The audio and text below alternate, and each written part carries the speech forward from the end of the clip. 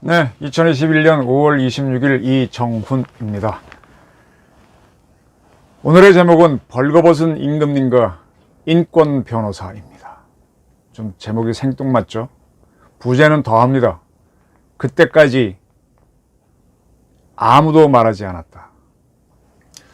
1837년 출판된 안데르센 단편집입니다. 아우, 못 읽겠다. 이거 덴마크 말인가요? 못 읽겠다. 직역하면 임금님의 새 옷입니다. 근데 우리말로는 벌거벗은 임금님으로 알려져 있습니다. 다 아시는 안데르센 동화집입니다. 어느 왕국에 새 옷을 좋아하는 임금님이 있었다. 두 재봉사가 아주 근사한 눈에 보이지 않는 옷을 지어드리겠다고 했다. 옷 좋아하니까 오케이 했죠. 근데 이들은 아무것도 짓지 않고 허공을 옷이라고 하면서 입혀드렸습니다. 새 옷 좋아하는 임금은 좋아했죠. 그 옷을 입고 조정의 신하들을 만나 조회를 열고 세상을 활보하고 연설도 하셨습니다. 그런데 모두가 야, 옷이 멋있다 하고 칭찬을 했습니다. 언제까지? 한 아이가 임금님이 벌거벗었다 라고 할 때까지. 그때까지 누구도 진실을 말하지 않았던 겁니다. 한미 정상회담 있고 난 다음에 나온 공동성명에 대해서 많은 이야기가 있습니다. 저도 이 시간에서 한번 정리를 했었고요. 부족한 대로. 왼쪽 깜빡이 켜놓고 우회전한 게 아니라 오른쪽으로 질주했다. 왼쪽으로 간다고 해놓고 오른쪽으로 질주했다고까지 표현했는데, 이러한 공동성명에 대해서 문재인 대통령은 만족해하고 자화자찬하셨습니다. 네. 사람이란 게 일관성이 있어야죠. 없다 보면 남한테 이용당할 수 있습니다. 4년 전에 문재인 대통령이 했던, 미국 대통령과 만나서 했던 그 발표문과 한번 잠시 비교해 보겠습니다. 2017년 6월 29일 문재인 정권이 그해 5월 8일인가에 출범했죠. 선거 끝나자마자 한 달 조금 지나서 처음으로 미국을 방문했습니다. 그리고 트럼프 대통령을 만나서 공동성명을 발표하지 않았어요. 이 공동성명보다 이제 한 단계 떨어지는 게 언론 발표문이고, 언론 발표문보다 더 떨어진 건 그냥 기자회견입니다. 양국 간에 뭐가 합의가 잘 되면 공동성명이 나오고, 아니면 언론 발표문. 근데 이날 나오는 언론 발표문은요, 아주 우스꽝스럽습니다. 그냥 기자회견 수준이었어요. 요거는 그 다음에 설명할 한미 공동성명 이후에 공동 언론 발표문과 비교하면 바로 이해되실 겁니다. 이 회담이 끝난 다음에 미국에서 열렸죠.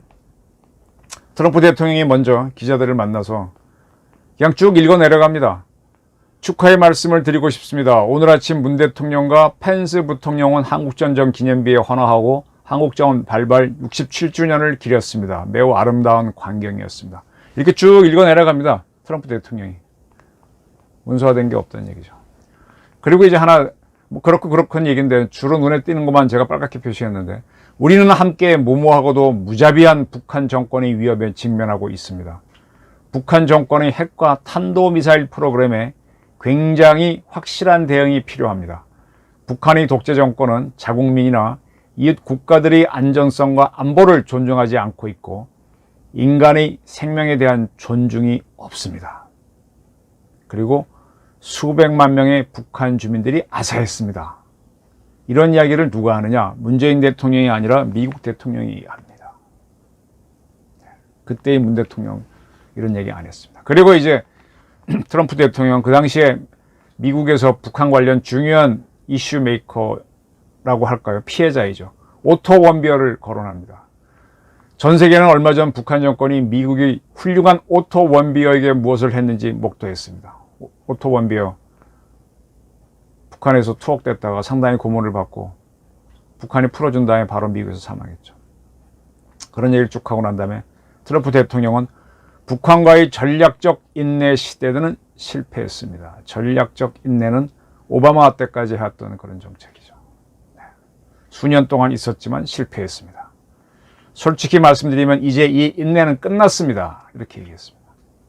이런 얘기를 하는 순간에 문재인 대통령하고 문재인 대통령을 따라다니는 사람들은 무지무지하게 싫었을 겁니다, 트럼프가.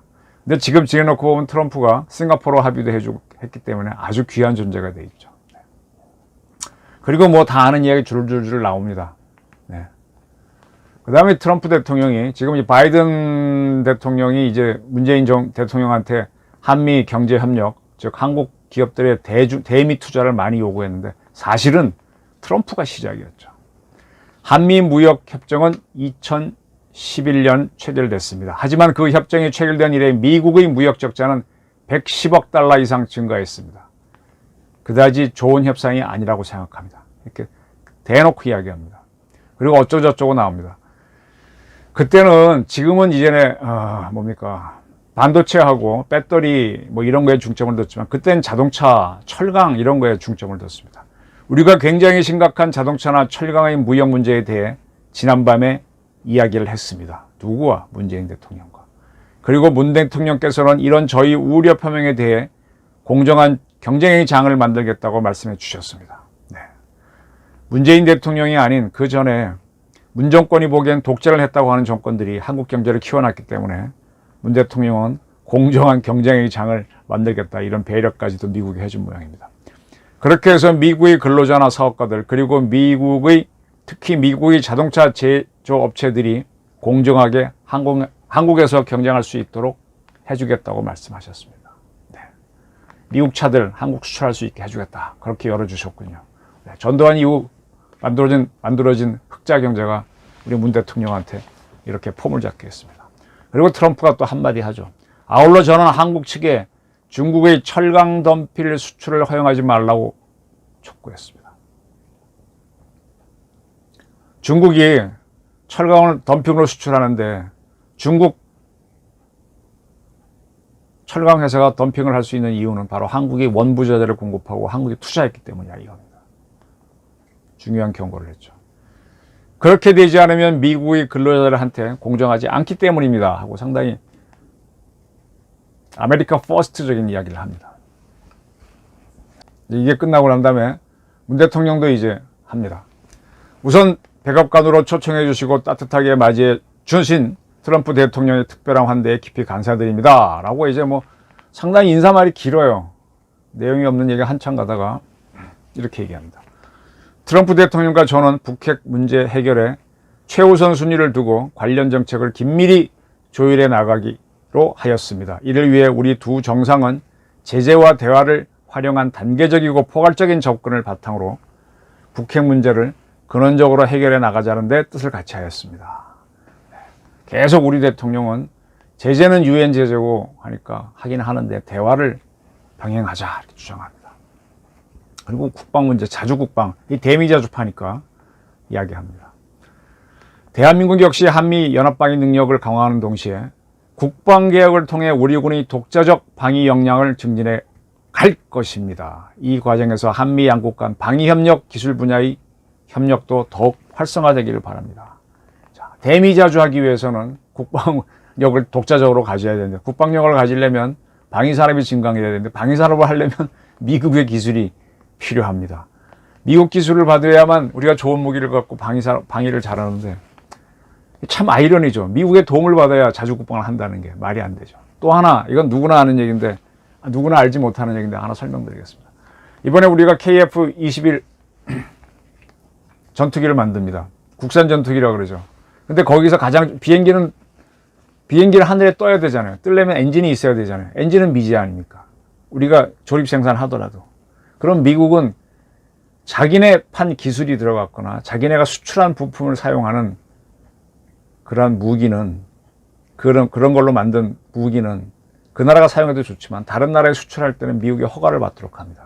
이걸 엑스포트 라이센스, 수출 허가제라고 합니다. EL 줄여서 그러는데 미국 의회에서 EL을 승인해 주지 않으면 미국산 엔진을 갖고 와서 미국산 엔진 기술을 갖고 만든 엔진으로 우리 KF-21을 만든 다음에 인도네시아와 공동한다. 미국이 동의 안 해주면 안 됩니다.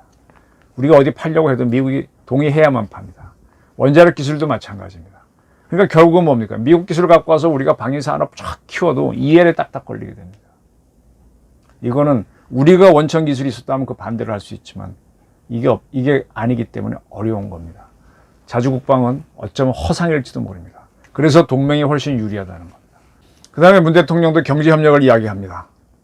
뭐 그렇게 얘기합니다. 근데 셋째는 좀 뜬금없이 테러리즘을 이야기합니다. 우리는 테러리즘 문제 등 범세계적 도전에 함께 대응하면서 한미동맹을 글로벌 파트너십으로 확대 발전시켜 나가기로 합니다. 테러리즘은 2001년 9.11 테러 이후에 굉장히 이제 전 세계적으로 반테러리즘이 일어나면서 이제 선제 공격이 가능한 그런 대상이 됐었죠. 그러니까 지금 문 대통령은 북한에 대한 대응보다는 테러리즘 쪽으로 이제 슬쩍 돌리는 겁니다. 그리고 이런 얘기를 합니다. 원비 없이 사망으로 슬픔에 잠긴 유족과 미국 국민들에게 심심한 조의와 위로 말씀을 드립니다. 그 다음에 제가 참 문 대통령이 무슨 생각으로 이런 말을 했지 싶은데, 국가의 존재 이유는 국민을 지키는 것입니다. 국민을 지켜주지 못했다는 미국민의 비통함에 대해 깊이 공감합니다. 이런 얘기를 2017년도 6월 달에 미국 가서 했어요. 또한 인권 번외사였던 저는 인류 보편의 가치로서 인권이 갖는 의미를 잘 알고 있습니다. 이런 얘기도 했습니다. 공동 발표문에. 자, 이걸 갖고 제가 바로 질문하면, 원비어 씨가 죽었죠. 그러면서 미국은 자국민도 지켜주지 못하느냐라고 툭 건드렸습니다. 바로 작년인가요? 대한민국 해수부 공무원이 북한으로 흘러가서 거기서 사살되고 불에 태워져 죽었습니다. 그때 문재인 대통령은 어떻게 했나요? 박지원 씨가 이끄는 국가정보원은 어떤 짓을 했나요? 북한이 사과 통지문을 보냈다고 하는데 그게 각기 다른 문구가 4개나 있습니다. 그거 제가 몇 차례 보도했었죠. 청와대랑 다퉈가면서. 그리고 슬쩍 넘어갔습니다. 자, 인권 변호사라고 하는 문재인 대통령이 대한민국 국민이, 대한민국 공무원이 북한 군인한테 처절하게 사살되고 태워 숨졌는데 인류 보편의 가치로서 인권이 갖는 의미를 잘 알고 있었던 분인가요? 우리 대통령 인권 변호사 맞나요? 이렇게 하면서 이제 뭐 무슨 얘기하면서 끝냈는데, 이때 6월 달에 이 언론 발표문, 사실은 기자회견에서 그냥 일방적으로 이야기한 거죠. 쭉 보면은 트럼프는 뭐라고 요구를 했는데 문 대통령은 이렇게 좀 뭐랄까, 뭐가 좋을까, 좀 야지를 놨다 그럴까, 툭 이렇게 너 싫어하니까 이렇게 툭, 내가 미국 대통령이니까 와주긴 와줬지만 너 싫어하는 게 딱 드러나죠. 자, 그리고 그해 가을 11월 7일 날 트럼프가 일본을 거쳐 한국을 국빈 방문합니다. 미국 트럼프로서는 첫 방한이죠. 상당히 긴장했던 걸로 기억합니다. 이거 하고 난 다음에 공동 발표문이 나옵니다. 이때도. 근데 요거 사실 거의 보도 안 됐어요. 저는 요걸 아주 유심히 봤던 기억이 나서 다시 찾아냈습니다. 이때는 아까는 공동 언론 발표문 6월 달에 한 건 해놓고 트럼프 따로 문재인 따로 이렇게 발표했잖아요. 근데 이때는 서로 1, 2, 3, 4 해서 공동으로 발표하는 식으로 나옵니다. 근데 뭐 거의 그때 청와대에서 중요하게 발표 안 했어요. 그 이유는 따로 있는데 나중에 기회가 되면 설명드리겠습니다. 눈에 띄는 거는 1 중에 트럼프 대통령은 상호 신뢰와 자유민주주의, 인권 법치 등 공동의 가치에 기반한 한미동맹이 인도 태평양 지역의 안보, 안정과 번영을 위한 핵심 축임을 강조했다. 이게 뭐냐? 자, 트럼프 대통령은 지금은 쿼드죠. 그땐 쿼드라고 하기 직전이죠. 강조했는데 문 대통령은 대꾸 안 한 겁니다. 근데 이번 4년 말은 뭐예요? 쿼드의 중요성을 인정한다. 뭐 이렇게 식으로 나왔죠. 그러면 엄청나게 친미 노선으로 기운 겁니다. 뭐 두말할 필요 없겠죠. 그건 따로 했으니까.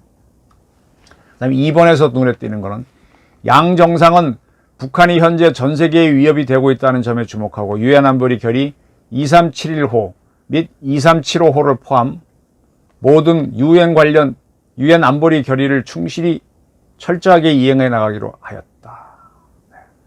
대한민국도 유엔 회원국이고 유엔 결의안은 지켜야 되겠죠. 근데 이걸 지키겠다고 하면서 지금 현재 대한민국 문재인 정권이 이끄는 데 있어서의 통일부 장관 이인영이는 계속 이 안보리 결의를 무시하고 북한에 인도적 지원을 하자는 이유로 북한에 뭘 자꾸 주자는 제의를 계속 해왔잖아요. 이런 합의도 했습니다. 그 다음에 그 항에서 문 대통령과 트럼프 대통령은 외교적 해결을 가능하기 위해 중국이 고유한 영향력을 행사할 필요가 있음을 제기하였다. 네. 이게 바로 문 대통령의 가장 바람이죠. 과거 박근혜 정권도 했다가 실패하는 거죠. 중국이 북한에 대해서 북핵 문제를 해결하도록 영향력을 발휘하기 주장했는데 트럼프도 동의해 줬어요. 근데 이미 안 된다는 걸 알고도 해봐라 이렇게 한 거죠. 사망.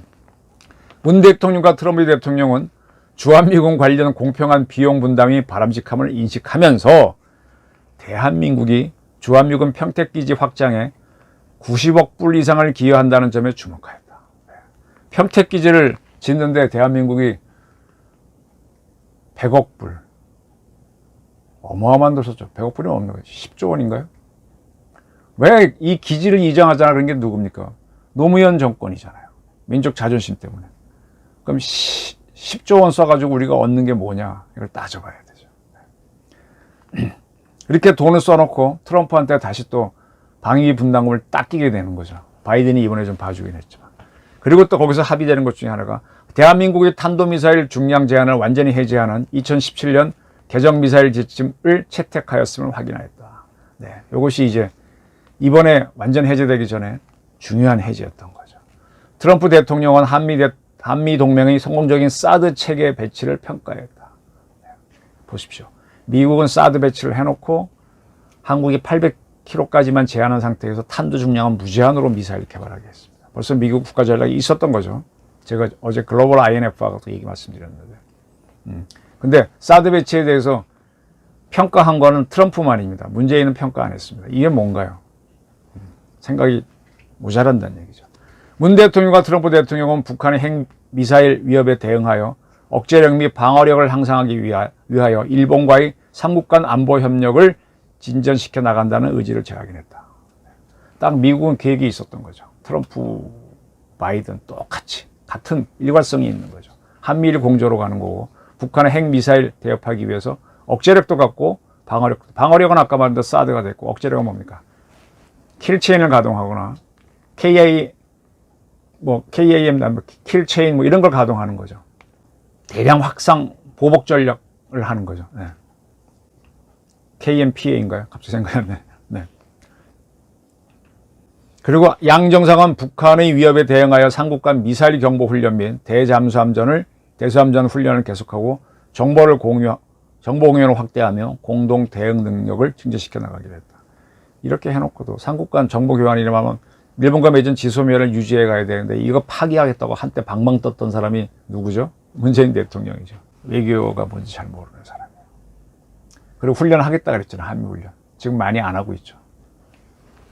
그리고 문 대통령은 또 이렇습니다. 2022년까지 국방예산을 상당한 규모로 증액하고자 하는 계획을 공유하였으며 이는 FA-35A, KF-16, 패트리어트 팩3, 아파치 AH-64, 글로벌 호크, 이지스 전투체 등 지난 정부에서 합의한 대로 주요 미국산 프로그램을 구매하는 데 사용될 한국의 예산을 확보하는 데 도움이 될 것이다. 네. 대미자주를 하기 위해서 미국제 고급 무기를 수입하겠다 그랬습니다. 미국제 고급 무기를 수입하면 또 미국의 종속이 되죠. 또 무기를 수입하려면 동맹이 아니면 안 되거든요. 그래서 자꾸 대미자주를 한다 그러니까 이게 안 되는 겁니다. 국제정치를 모르는 거죠. 그리고 상황에서부터 나옵니다. 트럼프 대통령은 미국이 상당한 규모의 대한 무역 적자를 감소시키고 미국은 우리가 흑자를 너무 많이 보니까 그걸 줄이겠다. 더욱 확대되고 균형되며 상호 호혜적인 무역을 달성하기 위하여 한미 FTA를 되게 조정할 필요성을 강조했다. FTA 그 후 개정되죠. 그리고 어쩌고저쩌고 쭉 나오는데 한국의 미국 내 해외 직접 투자는 2011년 이래 197억 불에서 2016년 388억 불로 거의 2배 증가하여 한국은 아시아 국가로서는 미국 내 두 번째로 큰 해외 직접 투자국이 되었다. 이미 이때 한국은 미국에 많이 투자했는데 이번에 다시 44조 원, 거의 얼마니까 400억 달러를 투자하기로. 미국은 쭉쭉 옛날에 한국이 미국 차관 받아갖고서 미국 기업 투자해서 살았다면 이제 반대가 된 겁니다. 그리고 뭐 무슨 기업들 이름이 쭉 나옵니다. 그때도 무슨 미국은 굳혀지겠어요. 그 다음에 5항에 가서 눈에 탁 띄는 게 글로벌 파트너십인데 뭐 두 번째로 중요해서 이 정도 표시했는데 꽤 고딕으로만 했는데 문 대통령과 트럼프 대통령은 글로벌 현안에 대한 한미 간 협력이 쭉 하고 나서 뭐 에너지의 과학기술, 우주, 환경, 보건 등이라고 쭉 나갑니다. 그리고 양정상은 에너지 안보, 보건 안보 및 여성의 경제적 지위 향상에 관한 새로운 파트너십을 발표하였다. 보건 안보를 얘기했어요. 전 이게 굉장히 눈에 띕니다. 보건 안보, 보건 안보. 그 다음에 이제 뭐 한국가스공사가 SK가 뭐 한다 나온 다음에 그 다음에 또 나오는 게 양국은 글로벌 보건 안보 구상 내에서의 리더십을 계속 지속해 나갈 것이라고 하고 전염병 질병의 확산을 억제하고 공동 연구를 시행하며 이런 내용은 이번에 한미 정상회담 공동 성명에도 나와 있습니다. 전염병 질병의 확산을 억제하고 전염병 질병의 확산을 억제하고 뭐라 그럴까요? 코로나가 일어날 것을 예측이나 하고 있었던 것 같지 않습니까? 우리 쪽은 전혀 준비를 안 했으니까 몰랐던 거고 미국은 준비하고 있었고 터지자마자 모더나하고 파이자가 나옵니다. 이게 뭘까요? 미국은 뭔가 준비하고 있었던 거죠. 네. 그리고 이제 쭉 나옵니다. 자, 이렇게 해서 이제 2017년에 나왔던 두 개의 공동 언론 발표문. 뭔가 한미 간에 합의가 안 되니까 발표문을 공동 언론으로 한 건데 이번엔 공동 성명이 나왔습니다. 이번에 나온 공동 언론 성명은 과거에 제가 읽어드린 두 개에 비해서 굉장히 많이 나왔죠. 중국 문제도 거론하고 쿼드 거론하고 쿼드 이해한다 그랬죠. 남중국해, 대만 다 지역 현안을 다뤘습니다. 근데 미국은 정권이 그새 트럼프에서 바이든으로 바뀌었지만 우리는 문재인 그대로거든요. 근데 급변한 건 어디입니까? 초지일관 하는 건 미국이고 갑자기 바뀐 건 문재인 정권이에요. 왜 이런 사태가 벌어졌을까요? 제가 단언해서 말씀드리겠습니다. 지금 문정권에서 전작권 전환을 추진하는데 전 미국은 안 할 거라고 봅니다. 만약 전작권을 전환해서 한미연합사를 해체한다면 유엔사 기능을 살려갖고 또 다른 형태로 전작권을 미국이 쥐고 있을 겁니다. 유엔사가 쥐는 형태로. 왜 그러냐? 냉전이 종식된 게 유럽이잖아요. 그럼 나토는 적이 없어졌으니까 해체를 해야 되지 않습니까? 해체 안 하고 그대로 있습니다. 좀 조직을 줄였을 뿐이죠. 그리고 미국이 많은 걸 위임했지만 역시 가장 중요한 건 미국이 작전권을 쥐고 있습니다. 근데 동북아와 한반도는 아직도 냉전 중입니다. 지금 미중 갈등 때문에 더해졌죠. 우리 역사를 한번 봅시다. 한 100년 동안만 놓고 보게 되면 100년 조금 넘을 수도 있겠다. 놓고 보면 우리나라는 참 왔다 갔다 한 나라입니다. 100년 전쯤에는 청나라에 붙어 있었죠. 아주 오랫동안. 그죠? 그러다가 1910년을 계기로 일본에 붙어버리죠. 뭐 원하지 않든 뭐 어쨌든 도장 찍어줬으니까 붙은 거 아니에요. 병자한테도 도장 찍어줬으니까 임금이 삼전도에 나와서 머리를 대가리 박아 9번 했으니까 글로 붙은 거고 고종이 도장 딱 순종이 찍어주고 했으니까 된 거 아닙니까? 그리고 돈 받아 먹었잖아요. 예? 우리나라 지도자들이. 그리고 이제 그 다음에 한미연합체제로 미국에 붙은 나라 아닙니까? 그 6.25 전쟁은 뭐예요? 소련의 사주에서 일어난 거 아닙니까? 그 강대국에 이리 붙고 저리 붙고 이런 나라면은 강대국들이 봤을 때 어떻습니까? 저 나라가 저쪽에도 붙고 여기도 붙고 이거 한 100년 기간 보게 되면 왔다 갔다 하네. 그럼 미국 처지에서는 잘못하면 중국에 붙을 수도 있겠네. 뭐가 또 이상한 여건이 들어서면 허용 안 하죠. 통장. 그러니까 뭐 자주권은 다 인정해도 일본도 마찬가지고 땅 우리 편으로 두어 하려면 전작권 안 줍니다. 저는 미사일 지침 풀어준 것도 미국으로서는 상당히 도박이라고 보는데 아까 보면 트럼프부터 쭉 풀어져 왔는데 만약 이 미사일 장거리 미사일 만들었고 한국이 미국 쏘면 어떡할 겁니까? 그래서 미국은 전작권 쥐고 있겠죠. 또 일본하고 매우 다투려고 하는 문재인 정권처럼 북한이 자꾸 선동질을 하니까 일본한테 쏜다 그러면 어떻게 하겠습니까? 그럼 한일 관계가 매우 나빠지죠. 그래서 계속 한미일 협력을 강조하는 겁니다. 그런데도 미국이 미사일 지침 풀어준 거는 그만큼 한국을 믿는다는 거고 자신이 있다는 거죠. 전작권 풀어주지 않을 겁니다. 한미일 협력이 생각보다 굉장히 단단해서 문재인 정권 같은 사람에서 몇몇 사람들이 반일로 가도 못 간다는 걸 아는 겁니다. 또 하나 말씀드리겠습니다. 한미동맹은요, 적어도 노태우 정권, 김대중 정권 때까지는 대한민국에 있는 미군은 한반도에만 사용된다. 붙박이를 우리가 붙잡아 놨었어요. 그건 이승만이 이룩한 거대한 업적인데 그 50년에 되는 걸 풀어준 게 누구냐? 노무현입니다. 노무현. 왜 그런지 나 지금 보게 되면 상당히 좀 시시껄렁했다고 저는 보여요. 그거 풀어주지 마십시오. 그랬더니 우리는 미국의 식민지냐, 미국 바지가랭이나 붙잡고 있어야 되냐, 뭐 이렇게 하면서 미국 네가 하고 싶은 대로 해. 그때 보게 되면 그 미국의 누굽니까 국방장관하고 만나가지고 딱 하면서 요구하는 걸 받아주잖아요.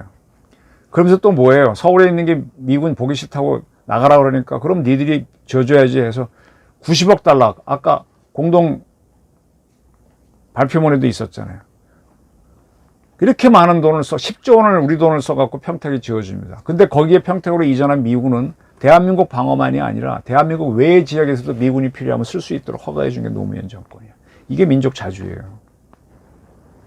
왜 이런 민족 자주를 했는지 저는 참 되게 웃긴다고 생각합니다. 동맹 이왕 뒀으면은 우리만 쓰도록 해놓지. 그리고 나서 문재인 정권은 트럼프한테 방위 분담국까지도 거액으로 뺏깁니다. 이제 한국에 있는 미군 기지는 대만 사태, 미중 대립에도 동원할 수 있습니다. 문재인 정권은 노무현 정권의 아류인데 그렇게 해놓고 나서는 우리는 쿼드에 참여하지 않겠다 그래요. 한국과 미국은 동맹이잖아요. 그럼 미국이 쿼드를 하자 그러면 거기에 참여해 줘야 되잖아요. 어떻게 보면. 그죠? 반드시는 아니지만. 그렇게 해서 미국을 위해 희생을 했을 때 우리가 위협당했을 때 미국이 도와주는 거 아닌가요? 기브 앤 테이크를 하는 게 동맹의 기본인데. 이렇게 대미자주로 해서는 왜 미국에 주지 않아도 될 돈을 100억 달러 가까이 써갖고 기지를 져주고 아주 세계 최고로 져주고 그렇게 해서 거기에 주둔하게 된 미국은 한반도 방어가 아닌 딴 데 쓸 수 있도록 해주고 그리고 또 왜 쿼드에는 못 가겠다고 버티다가 이번에는 중요하다는 거에 동의하고 이게 왔다 갔다 하냔 말입니다. 뭔가요? 아까 제가 안데르센 우화를 얘기했죠. 중국은요 이렇게 왔다 갔다 하는 한국이 두려운 겁니다. 이때는 중국하고 막 노력하다 좀 지나면 반대로 간다는 걸 아는 거죠. 자, 세력 균형이 깨지면은 근데 우리가 이렇게 왔다 갔다 하는 것처럼 북한도 왔다 갔다 해요. 쟤네들은 과거에 중국과 소련 사이에서 줄타기 했었습니다. 그리고 지금은 사실 김정은이는 중국과 미국 사이에서 줄타기를 시도했었죠. 그걸 눈치 딱 채고 싱가포르와 해노이 댐이 있기 전에 너 미국으로 붙지 마라 라고 해서 시진핑이 몇 차례 불러들이잖아요. 김정은이는. 그걸 본인도 방문해 주잖아요. 갑자기 그때 김정은이가 미국으로 망명하는 거 아니야? 이런 예상들이 나왔었던 거 아닙니까? 그럴 수도 있는 거죠. 그렇게 해서 갑자기 북한이 친미로 붙고 그렇게 되면 중국은 미중 대결 와중에 무너지니까 시진핑이 막 몇 차례 불렀지 않습니까? 그 속내를 쉽게 못 파악하는 국민들이 많은 거 보고 저는 답답한데 오늘 말씀드렸습니다. 그렇게 북한하고는 친하게 지내주고 반대로 중국 가서 혼밥까지 하고 온 우리 문 대통령의 한국 초청은 간다 하면서 아직도 하지 않고 있죠. 이게 뭐예요? 한국한테 방문해 봐야 오히려 북한이 화내면 진짜 집토끼 잃을까봐 못하는 거죠. 자, 정리를 하겠습니다. 미국은 코로나에 대비했던 것 같아요. 보건안보를 보고 있었고 코로나가 일어나자 중국을 바로 고립시켰습니다. 미국은 세계를 다시 미국 중심으로 묶어낸 겁니다. 한국은요, 미국이 만든 체제에서 벗어날 수가 없습니다. 우리의 운명이 그랬습니다. 약소국이니까. 유엔도 미국이 만든 겁니다. 그걸 놓치는 순간에 대미자주 같은 헛소리가 나오는 겁니다. 근데 벗어날 수 있다고 주장한 세력이 있죠. 누굽니까? 주사파들, 386들이잖아요. 문 대통령은 그들을 믿고 그들과 같은 의견으로 갔어요. 민족을 내세우면 북한과 통할 수 있다고 하면서 진심으로 여러 차례 시도를 했습니다. 그리고 미국을 우습게 보고 놀리려고 했습니다. 나는 인권 변호사인데 니들은 원비애가 죽어도 어떻게 막지 못했구나. 근데 부딪혀 보니까 아니구나라는 생각을 했을 겁니다. 고시까지 한 분이 뭐 얼마나 머리가 좋겠어요. 김정은 집단하고는 대화가 안 된다는 걸 문 대통령은 지난 4년간 깨달았을 겁니다. 근데 우리 국가안보실하고 외교부, 국정원, 국방부에는 북한하고는 진정한 대화가 안 된다는 건 이미 아는 사람이 숱하게 많아요. How to Negotiate Communist.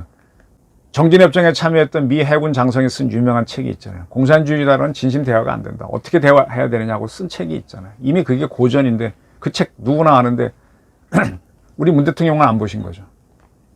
근데 386 주사파에 둘러싸인 문 대통령의 비위를 국가안보실, 국정원, 국방부에 있는 사람들 맞춰줬습니다. 어떤 사람은 울면서까지 판문점 회담에서 감격했다고.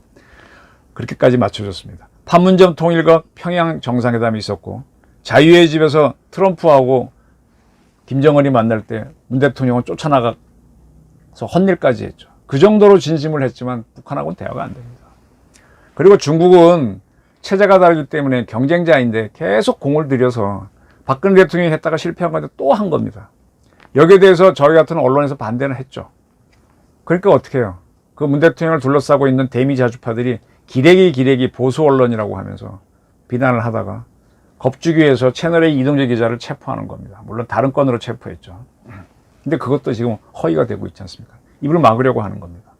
그 다음에 보수 세력 전체의 입을 막으려고 그의 부친이 박 대통령 부관이었다고 하는 김학의 씨를 불법으로 출국금지에 했다가 지금 자기들이 얽혀든 겁니다. 윤미향 위안부 앵벌이 사건이 터졌죠. 반일의 어떤 마스코트로 했던 윤미향 씨가 오히려 앵벌이 했다는 게 스스로 내부 비리에서 터져나왔어요. 그리고 문재인 대통령이 탈핵하게 되면 잘했는 줄 알았더니 영화 보고 판도라 보고 한 거고 수치 조작해서 원전 폐쇄한 게 지금 드러났잖아요. 우리 강창호 씨의 노력으로 드러났잖아요. LH 게이트도 터졌잖아요. 부동산 잡는다고 하면서 지들끼리 더해먹으려고 합니다. 이거 막을 수가 없게 된 겁니다. 그러니까 문 대통령을 둘러싸고 잘합니다. 아우 아름답습니다. 옷이 이쁩니다. 한 세력들이 조금씩 이탈하면서 각자 도생을 하는 겁니다. 근데 이 과정에서 완전 배제된 인물이 북한과 거의 계속 대화를 주장하는 이인영 통일부 장관입니다. 쉽게 말하면 그는 헛소리 했던 겁니다. 남아있는 세력들은 이제 살기 위해서 어떡합니까? 각자 도생을 하려니까 현실을 인정해서 이번 한미 정상회담에서 공동성명에 깜짝 놀랄 내용들이 들어가도록 하는 거죠. 문 대통령도 그걸 어렴풋이 분명히 알았을 겁니다. 어렴풋이가 아니죠. 현실 정치를 보게 되면 아 이렇구나 하는 게 이번에 정상화된 겁니다.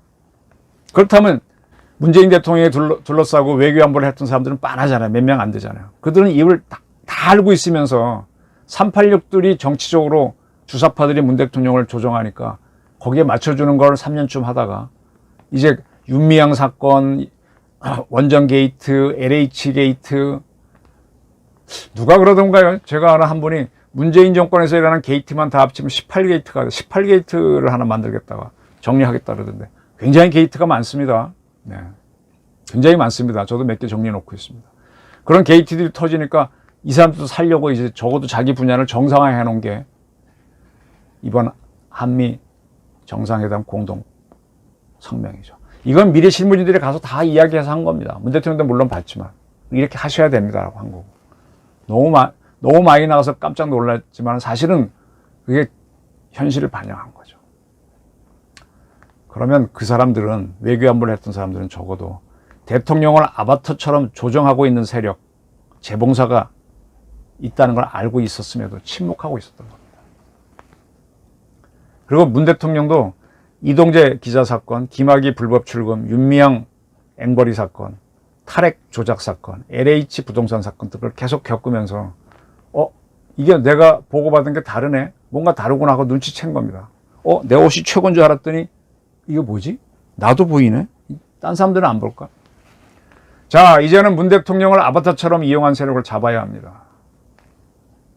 저는 문 대통령을 쭉 지켜보면서 저분은 저와 굉장히 사람이 좋잖아요.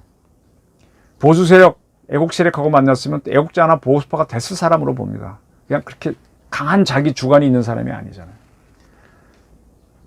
제일 웃긴 거는 트럼프를 만났을 때 인권 대통령, 인권 변호사 강조했지 않습니까? 너희는 원비어도 못 구했어. 국가는 국민을 보호하는 건데 그거 누군가가 딱 트럼프 야지하도록 집어넣은 문구일 텐데 집어넣고 정작 본인은 작년에 자기가 임명하잖아요. 대통령 공무원을. 그 공무원, 대한민국 국문이 북한 가서 그렇게 처참하게 죽었는데 그렇게 우리가 퍼다 준 게 많은데 그거 하나 외면했지 않습니까? 그때 박지원 씨 국정원은 가짜 통지문 북한이 사과했다. 4개나 문구가 다는 내종을 공개하고 이용당한 거죠. 문 대통령. 인권 대통령인지 본인인지 알았던 거. 본인이 잘못 알고 있었던 거죠. 그래서 제가 오늘은 벌거벗은 임금님과 인권 변호사라는 제목을 택해봤습니다. 한번 생각해 보시기 바랍니다. 감사합니다.